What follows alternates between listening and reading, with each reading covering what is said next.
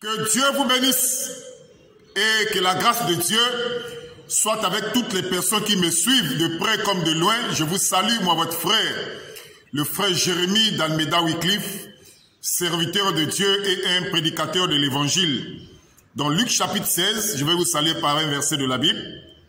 Luc chapitre 16 à partir du verset 15. Luc chapitre 16, à partir du verset 15, il est écrit, Jésus leur dit, vous cherchez à paraître juste devant les hommes, mais Dieu connaît vos cœurs, car ce qui est élevé parmi les hommes est une abomination devant Dieu.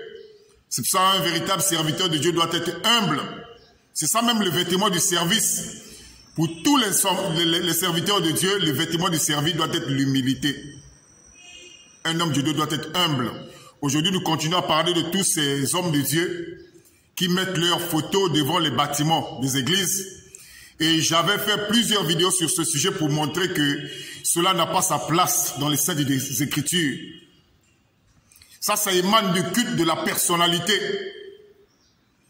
Lorsque déjà un pasteur ou un serviteur de Dieu prend sa photo et le met devant le bâtiment, à l'entrée du bâtiment, ça fait partie du culte de la personnalité. Mes frères, dans l'Ancienne Alliance, l'Ancien Testament, l'Ancienne Alliance, le premier qui avait bâti la maison de Dieu, c'était Salomon, le temple de Dieu.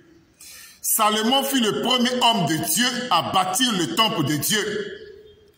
Nulle part dans la Bible, ni dans les livres des rois, ni dans les livres des chroniques, vous verrez Salomon à la fin a pris sa photo ou une effigie à son image et l'a placée devant le temple. Ça c'est Salomon. Et ça doit interpeller notre conscience. Salomon est le premier homme à bâtir le temple de Jérusalem. Posez-vous la question. Est-ce que Salomon, le roi Salomon, avait pris aussi sa photo et le mettre comme effigie devant l'entrée du temple? Comme nous voyons aujourd'hui. Mes frères, beaucoup d'hommes de Dieu sont saisis par un esprit d'égarement. C'est un esprit d'égarement. J'ai fait la réprimande à un homme de Dieu.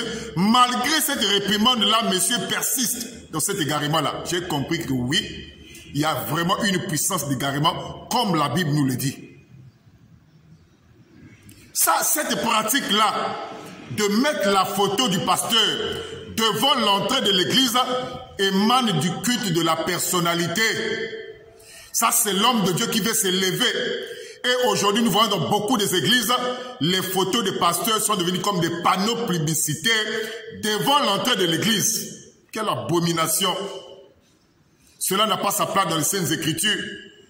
Cela n'a même pas sa place. Salomon qui a construit le premier temple ne l'a jamais fait. Mais nous voyons dans ce plein 21e siècle, des hommes dits de Dieu, animés par quel esprit, prennent leurs photos et le mettent devant l'entrée du bâtiment. Mes frères, ça émane d'un esprit d'égarement. Moi, je me pose toujours la question, est-ce que ces hommes de Dieu-là ont le véritable Saint-Esprit?